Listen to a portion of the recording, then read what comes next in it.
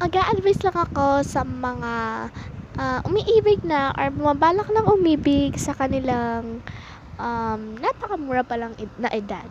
Okay, so ang maipapayo ko lang sa inyo guys, huwag kayong magmadali. Huwag niyo madaliin yung love na 'yan.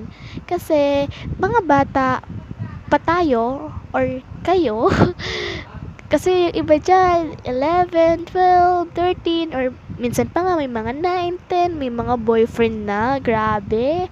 Grabe yung panahon ngayon.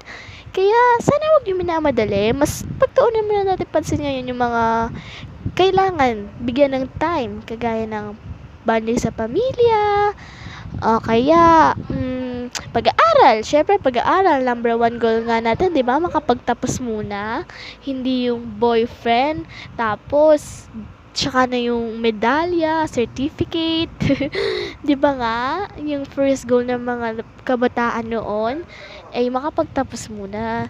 So, yun lang. Hindi naman magmamadali yung love. 'Di ba nga sabi nila, true love waits right person in the right time. Ika nga nila, kung sino pa yung mga nagmamadali sa love, sila pa yung mga hindi pinagpapala na sa pag-ibig. So, yun lang. Thank you. Bye!